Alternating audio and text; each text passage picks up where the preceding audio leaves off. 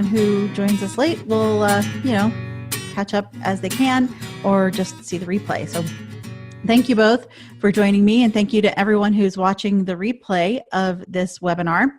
It is a webinar about year-end fundraising, and by the end of it, you will have a plan outline and can take advantage of it as much as you want, or snag parts of it that you want to work on, whatever you need for your own year-end fundraising goals. As we're getting started, I would love it if those of you who are on live wouldn't mind to post what your organization's name is, and if you know what your year-end fundraising goal is in the chat. Just post that in the chat. And I can tell you, I am, if you don't know this about me, I am an actual executive director of the Virginia Highlands Festival in Abingdon, Virginia. And my year-end fundraising goal is $50,000. That is a lot of money for our organization. I've worked in other organizations that have had multi-million-dollar budgets and year-end fundraising goals, and I've been with smaller nonprofit startups that have a goal of, say $1,000 or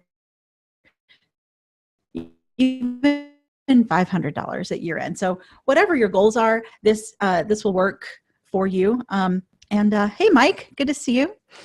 And I guess with that, I'm going to launch into the content because I'm not seeing any chats popping up. So, all right, here we go. One last bit of housekeeping. I will email you the notes. They're just in Evernote, and so I'll email you the notes from this.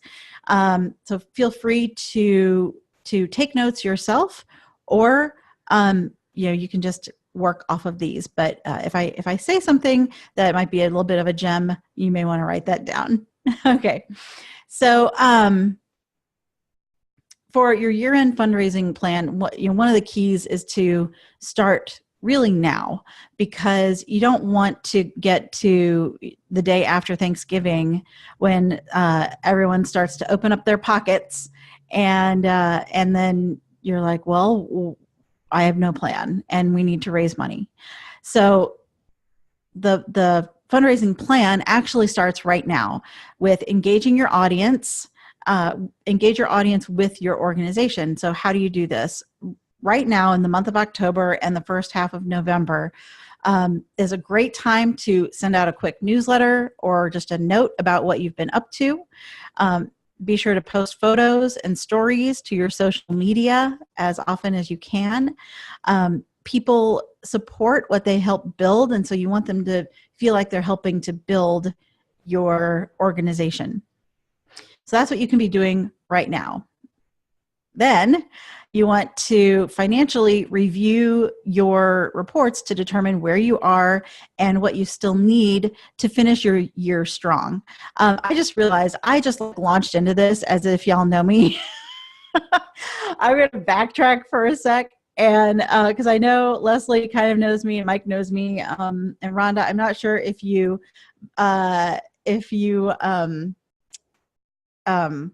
met me through a group or how we know each other, but I should probably tell a little bit about myself, since this recording is going out to people who might not know me. So by day, as I mentioned, I'm the executive director of the Virginia Highlands Festival. By night, I am virtual executive director, and I consult with other nonprofits and help them through times of growth and transition, and navigate their way through the amazing, wonderful, weird things that happen in nonprofit life. I am the host of Virtual Executive Director podcast, and I have been working in nonprofit, primarily in the performing arts, for 26 years. My work life started at the Kennedy Center in Washington, D.C., and then continued to Lyric Opera of Chicago. And then I started helping smaller nonprofits and started an improv festival in Atlanta, which just finished its 10th year. And have worked with a bunch of other smaller organizations, larger organizations, whoever needed my help So I am so happy to be here focusing on year-end fundraising. I didn't do that last year, and I realized that that was a hole in what I was offering. So I am here to help you build your strategy for year-end fundraising so that you can finish the year strong and start next year on top. I see that we have a couple of chat notes, so I'm going to share those with the video audience from Leslie Brewer to everyone that she's a board member for Wolf Hills Community School and would like to bring in 5K by the end of the year. And Rhonda McMillan volunteers for the Heart for More Foundation, and they do not have a target. Is that wrong? Well, I think it's not wrong, Rhonda. It's okay if you don't have a target yet. I think that by mid-November, though, you will have a target. So, and you follow me on Instagram. Awesome. Thank you so much. And Mike, I know that you are with, oh my gosh, Hope Bridges, and that you help, I believe, please correct me if I'm wrong in the chat, but I believe that you work with orphans in Thailand. Is that right? Please do correct me if I was wrong about that. But I love that we have a global presence here right now. This is very exciting. All right, so getting back now I'm going to launch back into the here's what you should be doing when kind of outline. So right now you are reconnecting, re-engaging with your audience, with your followers, your fans, your friends, and connecting them with what your organization is doing. Financially, you're going to review all of your financial reports to determine where you are and what you need in order to finish the year strong. If you have not set your budget for next calendar year, or if your fiscal year is on a calendar year, then you're probably working on budgets right now. So be sure that you are that you're taking the time and really diving into those numbers. I'm not a numbers person, so this part of the process is kind of painful for me, but I am fortunate that I've got a great board treasurer, a great CPA, and a couple of other really fantastic numbers people who can help me make sense of it all and know what we're going to need for year-end goals. So I think that by mid-November, you will have a goal in mind. All right, moving on, November 1st. Define your goals and the channels you're going to use to reach out to people. This is where you determine how you're going to measure your success. So you do need to know how much money you need to raise. Donors like to see where their donation is fitting in with the big picture. So, so you will need to have a goal in mind. Then also, what are your interim goals? What are you going to celebrate along the way? Because this is a like a 10-week process. So make sure that you set those interim goals and know when you're hitting those milestones. Once you know what those milestones are, what are your rewards for meeting those goals? Are you going to throw the staff a pizza party? Are you going to I don't know, bring in coffee for everybody? It doesn't have to be, a huge thing, but set some little celebration for those interim goals as well. Maybe a goal is number of donors in addition to a dollar amount. That's exciting. I know we have a goal of increasing the number of donors we have by 10%. So we'll be tracking that. How many new people do we get in? When it comes to your channels, these channels are things like print, so your direct mail, maybe another kind of follow-up letter, maybe a postcard, so if you're doing anything in print. Another channel is email, so reaching out to your email list. How are you going to do that? How often are you going to do that? Another channel is peer-to-peer fundraising, and those are things that you see like when someone is raising money for like a fun run or something like that, where they're like, hey, donate to my page, and then people donate to their page, and then it kind of rolls up into the organization. Another channel, social media. You will definitely want to engage social media. so many people communicate that way. It's really just where we all live our lives. And yeah, there are challenges with social media and getting people's attention, but I highly recommend it as a channel for fundraising. Another channel for fundraising might be events. So since it is a long process, I know that there are several nonprofits that do fundraising events here at the end of the year. Maybe it's a toy drive. Probably the most famous one you can think of is the Salvation Army. They have their event with the bell ringers out in front of stores. So, think of maybe there are event ways that you could raise money. And then the last one that I don't know, and Rhonda, maybe you can post in the chat about this, but hashtag Giving Tuesday is a big one in the United States. And that is the Tuesday after Thanksgiving. It kind of, I have feelings about it, about Giving Tuesday, but this year I am participating in Giving Tuesday. My organization will participate, and we're going to turn it into almost like a telethon kind of event. So Giving Tuesday is a way to capture that momentum that other nonprofits are bringing and the attention that they're bringing to their causes. You can also hop onto that trend for Giving Tuesday. And while we're talking, I will look up the date. Giving Tuesday this year is on November 27th. So that's hashtag Giving Tuesday. All right.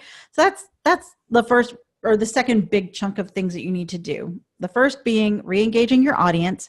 And then number two, define your goals and what channels you're going to use. I'm going to take a quick sip of water. All right. Next, this one's kind of fun. I want you to activate your happiness advantage by deploying a daily gratitude practice. Here's why. It's not like magic. It's the human brain. And when the reason why is it's based on a study that Sean Acor did with Nationwide Insurance. They tripled their revenue in 1 year by focusing on positive psychology, daily gratitude, and activating the happiness centers in their brain before going to work. So you are not happy because you are successful at what you're doing. You are successful at what you're doing because you're happy. So this is a great time to put into practice a daily gratitude. Things that I have been doing are sending a quick, as in it takes me 2 minutes to write, thank you email to someone first thing in the morning, or or whatever. I also keep a list, and let me grab one. Actually, I have one right here.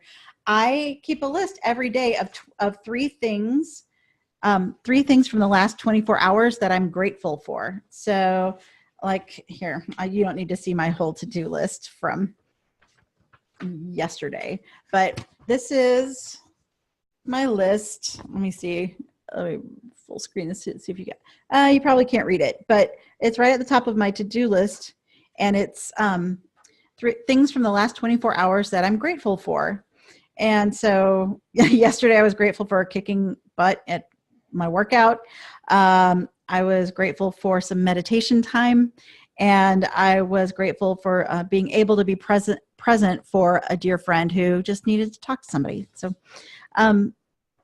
those are a couple of gratitude practices.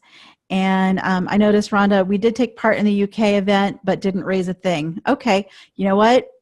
That could happen.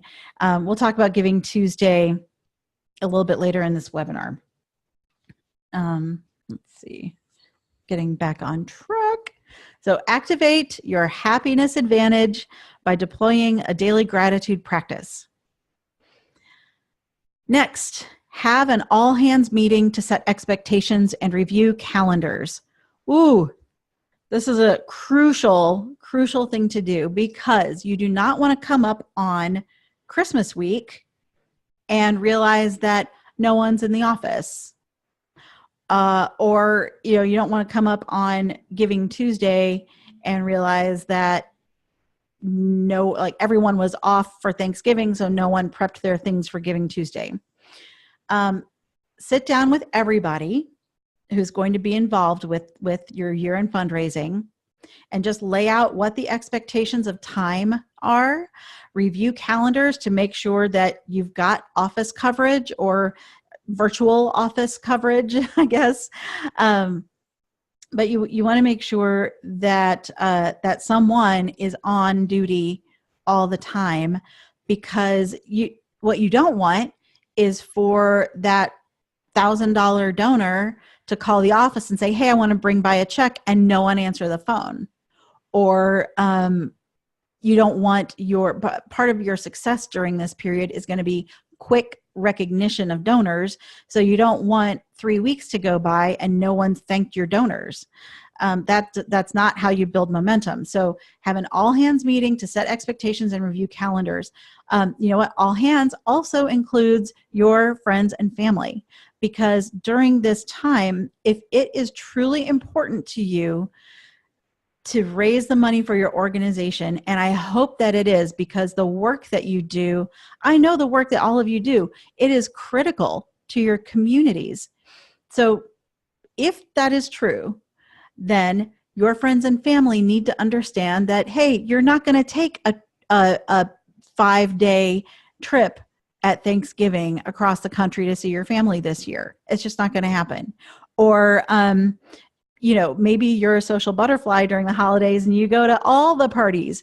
Maybe this year, because you need to be energetic and healthy and with it, maybe during this brief season of sacrifice, you only go to one party a week. That, you know, like maybe we cut back just a little bit for the good of the organization. It's not forever. It's just for 10 weeks. And then you're done, and then you can relax and you can enjoy the fruits of all your labor. But make sure that your friends and family know what to expect from you too. You know what? Like this year, normally I like to cook all of Thanksgiving, the whole meal. I love making the entire meal. This year, I'm doing the turkey, maybe a dessert that I assemble. You know what I mean? Like I'm not going to cook the whole meal this year. So things like that. That's what an all hands meeting looks like, is that letting people know what to expect from you, that this is just for a season.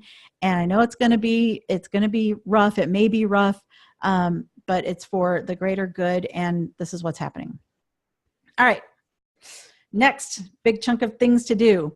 Get your mailing systems in place. And the reason why I say mail in this digital age is that it's going to take you anywhere from 2 to 7 points of contact per donor in order for them to actually give you money.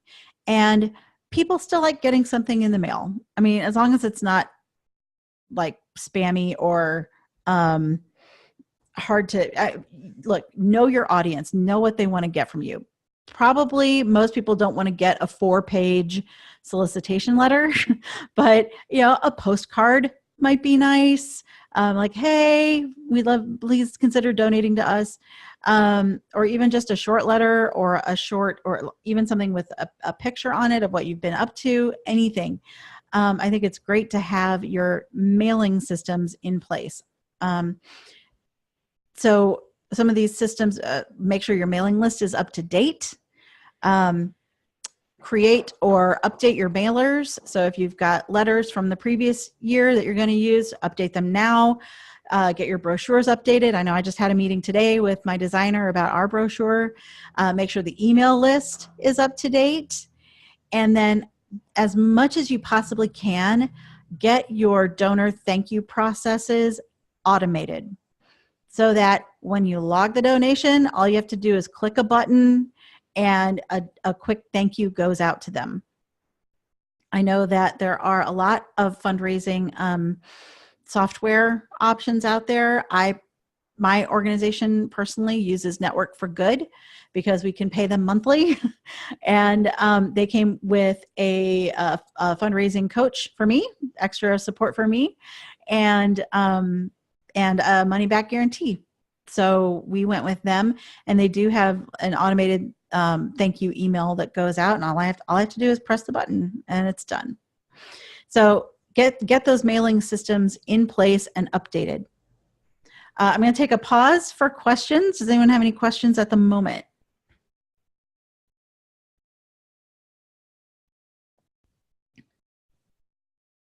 Also a time check. Okay, 3:20.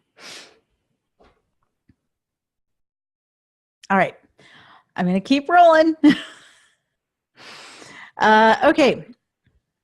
In the United States, you want to make sure that your mailers are scheduled to hit people's mailboxes the Friday before Thanksgiving week. This year in the United States, Thanksgiving comes early.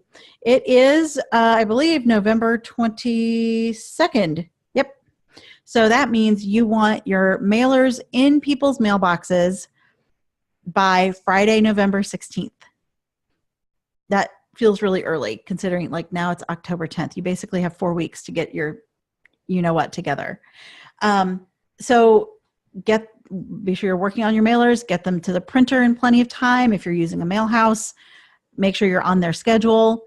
So get all that out before, like our mailers are going out because we're mailing, we have a small mailing list that we're sending to. We're not using a mail house or bulk mail. So ours are going to go out the 13th or 14th, which is Tuesday, Wednesday, so that they are in mailboxes by the 16th.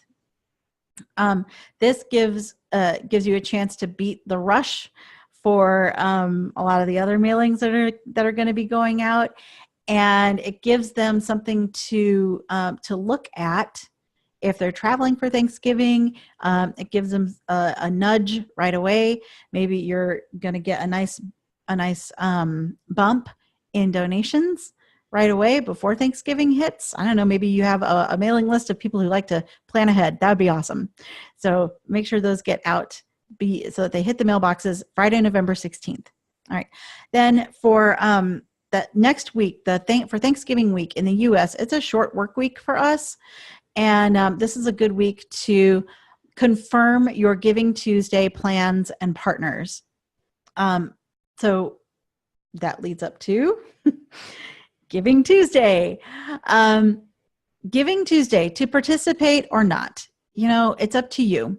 I think if you set some realistic goals for it, knowing that it's one day and you don't want to be spammy. So how do you do Giving Tuesday, hit some goals and not be spammy? You need to know what your people enjoy, what will make them feel good about your organization. Why do they give to you? If you know the answers to these things, then you can craft a Giving Tuesday like mini campaign to address it. So we can use, for example, well, let's see. You know what? Giving Tuesday is going to have to be its own webinar because my mind just went through all of the things. So it's something that we're going to do is run it almost like a telethon, only it's on social media. So we have different aspects of our festival that I'm going to spotlight on Giving Tuesday. And we're going to have almost like small, maybe like mini performances or little mini interviews or photos, videos from our previous festival. So think of it as if it's a telethon all day long, and give your audience the kinds of content that they want to see from you. This goes back to, if you haven't listened to my most recent podcast, the 5 questions that you want to ask your donors this week. If you do that will give you an idea of what your donors, why they love you, why they give to you, and what they want from you. And then you can use that to create the content for Giving Tuesday. Here's what I want you to please just promise me you don't do this. And that is send out an email to your email list every hour on the hour. There's an organization here in my town that did that last year. And Leslie, maybe you know who I'm talking about. And I just got frustrated after I realized what was happening after the second or third one. I just deleted the email without even opening it. it wasn't providing me any value. On Giving Tuesday, you want to provide your audience with some kind of value, and that value may be something fun for them to watch, something fulfilling or moving, something that makes them feel proud of the work they do. Or the work that you do, or the work they do with you. Maybe it's recognizing some of your key volunteers or staff. And so people feel good about that. Just, you want to put things out that make them feel good about your organization and therefore want to donate to you. Other Giving Tuesday goals, though, could be to increase the number of followers on your Facebook page, increase your Instagram followers, because even though in a way those are vanity numbers, in another way it helps you with marketing, because then it's cheaper on Facebook to market to your own people, and you have a greater chance of reaching more people the larger the number is who follow your page. So those could be some other Giving Tuesday goals beyond money. Something else that we're going to be doing for Giving Tuesday that I did not write on here, so you're going to write this down. We're going to have a matching challenge gift, because people love to leverage their money. So if on Giving Tuesday you have a donor who wants to give, let's say $1,000 specifically, and you've heard this on public radio, public television, all the telethons probably you've ever seen in your life, those matching gifts are not surprises to the organizers. Those are planned out very carefully to energize your donor base and get them to support you right then. So we will be having a challenge match. Let's see, on Giving Tuesday. So you can also take advantage of live streaming for donor challenges and recognition. And I would highly recommend taking it out of your office and go around to your sponsors or your major donors' offices and recognize their efforts.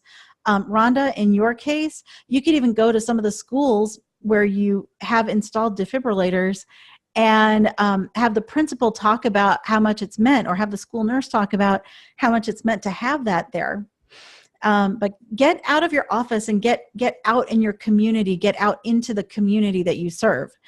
Mike, I know you help kids in Thailand, so I don't know if you're going to be over there during the holiday season, but this is a great opportunity for them to log into the Hope Bridges social media and post things on that day. Okay, so we've gotten through November. Whew, oh my gosh, I'm already worn out from it. Which brings us to December 1st.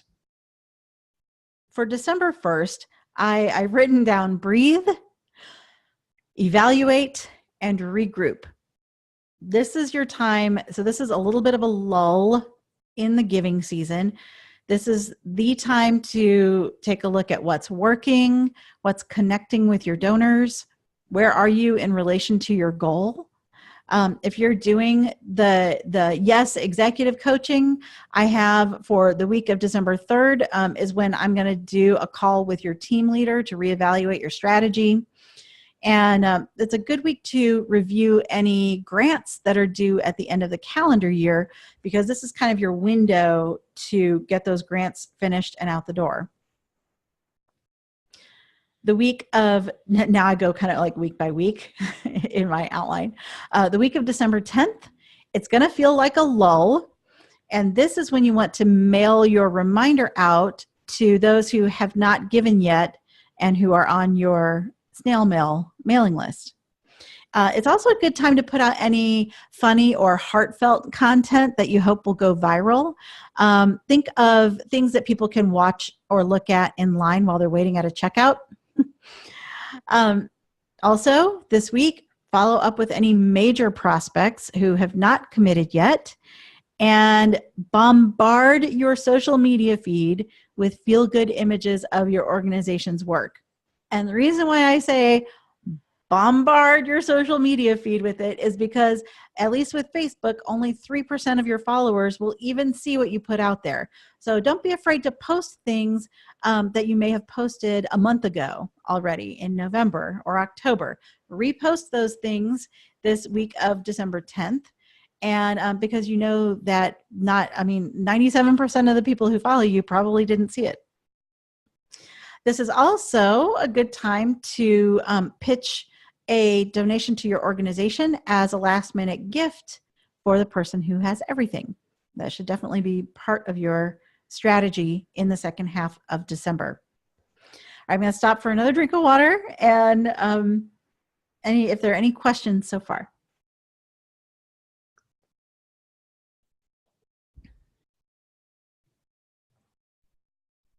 Okay, cool. Great. All right. Let's see. Next. So we've gotten up through mid-December. All right, now we're looking at the week before Christmas. This is the week of December 17th. So this is a great week to plan on hitting a milestone. So here's a behind the scenes secret. Even if you hit that milestone like 2-3 weeks earlier, don't announce it yet. Work with just hold on to that information as far as hitting a milestone goes. Work with your major donors to see who might issue a challenge grant that could come to fruition on that week. So Friday, December 21st, you can make a huge announcement about it and send everyone off into the travel weekend in good spirits. So as you're mapping out major donations to quote, come in, even if they come in right at the beginning, even if the commitment was made 3 weeks ago, you want to announce those big hits the week before everyone's going to leave for the Christmas holiday. Let's see. Keep in mind also that most donations are going to come in at the end of the following week. So this year, Christmas is on a Tuesday, which means probably most people are going to travel or spend time with family on that weekend, the 22nd, that Saturday, through the 25th. And then the 26th, 27th, and 28th is when you are probably going to get the most of your donations, because now everyone's done all their shopping. They've done all their, I hate that we're considered maybe an afterthought in this way, but they've already done everything, that spent the money they wanted to. And now they're like, okay, what do I have left in my life that I want to give to this organization? So make sure that you've got someone in your office that week after Christmas who can process the donations and thank your donors. Here we are, coming up to December 31st. Okay, if on December 31st you haven't met your goal yet, please try not to feel bad. You're going to feel bad. Actually, you're probably going to feel a little bit bad if you haven't met your goal by December 31st. So make the day, instead of getting stressed out about the money, because you know what? By then, you've left it all on the table. You have hustled. You've put everything out there that you can. At that point, on December 31st, I am a big advocate of turning that day into a day that is all about gratitude. Take that day to call some of your donors. Maybe that day you call the very first person who donated to your campaign and thank them personally, even if it's leaving a voicemail. This is a great day to post on your social channels all of your gratitude, the photos of donors, photos and video of the people whose lives you impacted, pictures of your staff. Regardless of where you are in relation to your goal, today is the day, December 31st, to let everyone in your orbit know how much you appreciate them. So don't get discouraged. Just throw everything behind being grateful for the people who did give, for your team for busting their humps to make it happen, for your volunteers, for all the people who you get to, for whom you get to make a difference in their lives. All right. So that is the full fundraising plan for year end. Whew. Like I said, that's a lot. It's a lot to do, which is why you've got that all hands meeting at the beginning. Here are some things that I want you to keep in mind. In the United States, we have a new tax law, which a lot of nonprofits were concerned about. And frankly, if fundraising has felt like a challenge to you this year, you are not imagining it. There is a website that now is escaping me, but they did track the numbers from the first quarter and found that first quarter of 2018, the number of the dollar amount compared to the previous year in donations was actually down 2.4%. The number of donors was down, I think it was 6%, and the number of new donors was down 12% in the first quarter. So if it has felt like an uphill battle this year for fundraising, it's not in your head. It's real. It's very real. In my area, so Leslie, maybe you've noticed this, fundraising is down 10% in Southwest Virginia, Northeast Tennessee. So it's definitely a struggle. But here are some positive things that we can all keep in mind. Only 28% of donors itemized on their taxes before the new tax laws went into effect. So that's mathing, 72% of donors in the United States didn't itemize on their taxes. And they give, and even the donors that do itemize, they give from the heart because they care about the organization and what you do.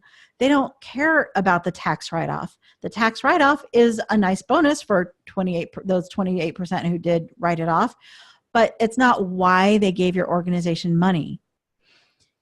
Here's another fun fact. In the United States, corporate tax rates went from a maximum of 35% down to 21%. Now, in theory, this should mean that your local businesses have some extra money for things like marketing, outreach, and philanthropy. So pitch your organization as a way for those businesses to get in front of your audience. The other thing is that this time of year, this holiday season, it's all about the spirit of giving. So capitalize on it. And here's the last thing I want to mention. If your organization let me reword this. Your organization helps no one by not raising the money you need to fulfill your mission. You have a noble purpose, and I want you to act like it. So many people come to me frustrated that they feel like they've been begging for money.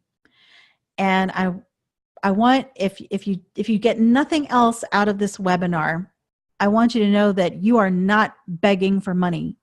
You are serving a purpose in your community. And because of your existence, your community is stronger because you exist. Take that and fundraise with it. You're doing good work, and you're helping local businesses, because with the work that you do, you can help local businesses connect with the people who they want to connect with. And I've done numerous podcasts about that very subject, about how to match your organization and what you do with the right local business to support you. So please shift your mindset. You are not begging for money. You are serving a noble purpose. All right. That's my pep talk. All right. Whew. Okay. I'm going to stop for questions. I see Mike Ortel. Mike, You guys, Mike did something super awesome. He's a brand new executive director. So let's shower him with some executive director love. Mike, it's good to see you here on the webinar. Thanks for joining us. And everyone else, if you have a question, you can either unmute right now and or type it into the group chat. So I'm going to take a sip of water and if anyone wants to unmute, go ahead and ask away.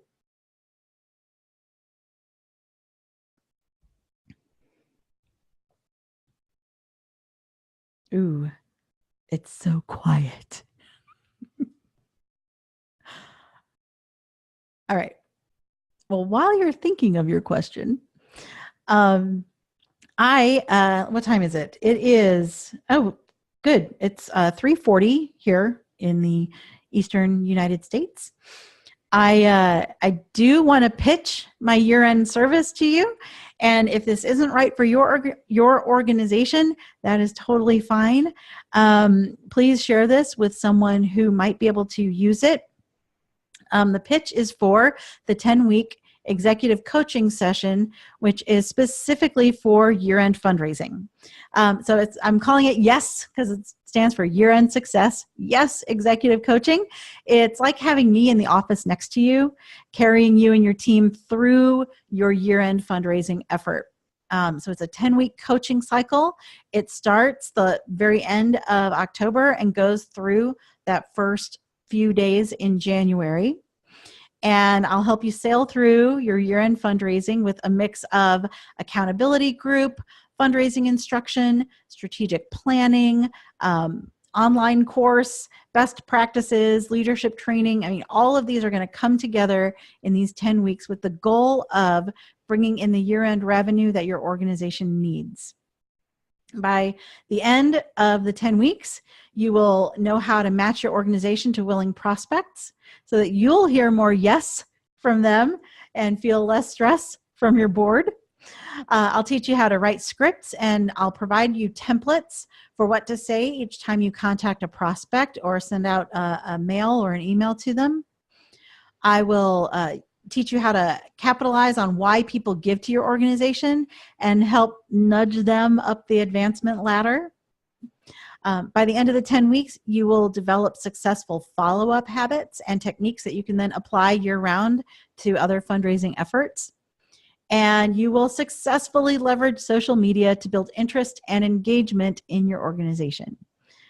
So I've got this thing set up, ready to go. I'm just needing 5 organizations to join me on this YES executive coaching. I'm only taking 5 organizations because it is time intensive for me, and I want to make sure I can give every organization all the time that they need during this intense period of fundraising. So it takes place inside, let's see. Oh, I see a question. Okay, I'm going to answer the question, then I'll get back to my pitch. So Leslie asks, is it a bad idea to do an email social only year-end push? Leslie, it's not a bad idea if it works. I do know that donors need a minimum 2 times of you reaching out to them. I think with email and social only, you're going to reach a certain demographic. And that demographic, especially in our area, is going to be younger. That said, I did run an online campaign over the summer. It was for ticket sales, so kind of a different animal. But we found that the most, now that I'm saying this out loud, maybe an email social only year-end push would work. As long as you're reaching the people who you want to reach, that's the key. Do those people pay attention to email and social media? Then go for it, because I know printing and mailing is expensive. It is. But to finish what I was going to say about the online campaign I ran, it was a Google AdWords campaign for ticket sales, and we found that most of the ticket buyers, most of the people who clicked on the link and who purchased tickets online were over the age of 60. So in your case with the school, grandma, grandpa, aunts and uncles, you could conceivably raise the money that you need with an online only campaign. So I say go for it. The key though is to know that that's where your people are paying attention. So if your people are not likely to donate through an online means, that's not going to be as effective as sending out, even just a postcard that says, return this postcard with your check, But yeah, as long as it suits your organization, it could work. Getting back real quick to the Yes Executive Coaching, I want to make sure you guys know that it takes place inside a secret Facebook group and then over Zoom calls like this and on the phone one-on-one. It includes things like a morning prompt every day, Monday through Friday, with to-do lists, best practices, and reminders of what you should be focusing on. Because this time of year, what I found is the hardest thing is for fundraisers to stay on focus and stay on task. I also do a daily late afternoon check-in. It's run like a stand-up meeting, and it's live at the end of the workday. So each organization pops into the Zoom and says, yes, I did what I said I was going to do, or no, I'm having problems, or this is, I'm done fundraising. I've raised all the money I need. Wouldn't that be amazing? And then the executive coaching also has me active in the group daily to answer any questions that might pop up. I'll be working with everybody on self-care so that over the weekend, people can take that time to recharge and not burn out. That's the whole point of this, is that I guide everyone through so that people don't burn out and stress out. And they're all good to go by mid-January again. We'll do weekly live calls in Zoom to dive deeper into that week's issues and prepare for the week ahead. I'll be doing bi-weekly one-on-one calls with the project manager to discuss any deeper issues that might be coming up. And then there's also a midpoint team call for each organization so that we can assess how things are going and make any adjustments to the strategy that might be needed. Let's see. Also, during the executive coaching 10 weeks, I have 2 really amazing bonuses. One is a branding and marketing workshop with Lena Elizer. Lena is the person who helps me design things for the Virginia Highlands Festival. And she designed this, my Firefly logo. And she is a master brander. She's so great. So if you have any challenges at all with how to brand your organization and get your message out so that the people who want to give to you can find you, then that workshop is going to happen at the beginning of the sessions. And then I have at the midpoint a self-care and boundaries workshop with Jen Moff, who taught me everything I know about boundary setting and self-care. And she's my boundary setting ninja. She is amazing with conscious communication, how to have difficult conversations, how to set and enforce boundaries without pissing everybody off, or just not caring. I mean, we all care, but you know what I mean? Like, you have to take care of yourself. Put your own oxygen mask on first if the plane is going down. So those 2 bonuses are going to be included in the 10-week session. And then I know that a couple of you, Leslie and Mike, have bought the fundraising course, 5 Steps to Fundraising Success. So everybody who does the executive coaching, also the year-end executive coaching, will also have access to that course, all of its updates. And then twice a year, I do a fundraising intensive live with that group. So you'll be able to participate in that with us as well. So if you are interested in learning more, I do have sort of an application process. I want to have a conversation with you first before you commit. to the Yes Executive Coaching. But if you are ready to say yes, then I'll be following up with everybody who registered for this webinar anyway, because you all get, since you're here live, you all get 15 to 20 minutes with me to go over your strategy live and in person. And at that time, we can talk about the executive coaching year end. I can see if you want to pop into that with me.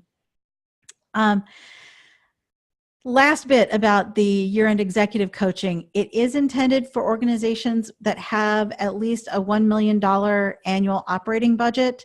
And that's because the cost for year-end executive coaching is $10,000. I know, I felt the shudder go through, but it's I break it out to $2,500 a month, October, November, December, and January.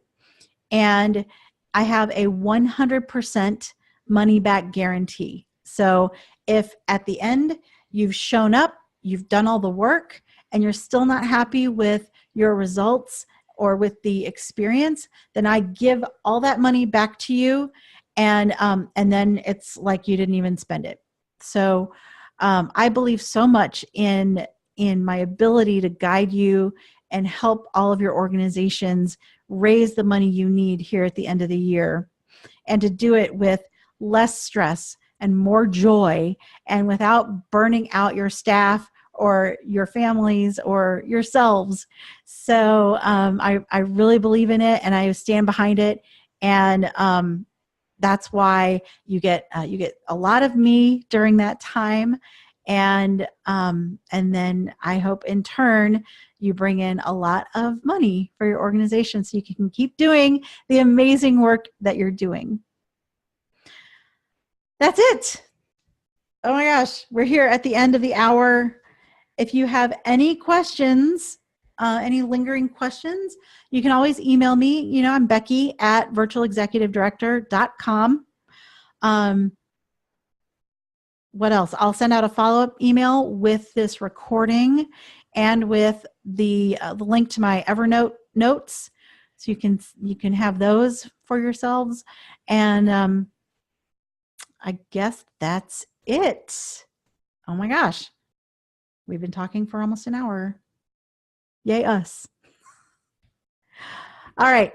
You know how I like to close out my my podcast. If this helped you, share the replay with anyone who you want. I'm happy that this goes out far and wide. Share it with your friends and your colleagues in nonprofit. Share it with your board. Share it with your executive director if you're not one. Share it with your fundraising staff. Share it far and wide, because we shine brighter together. Thanks, everyone.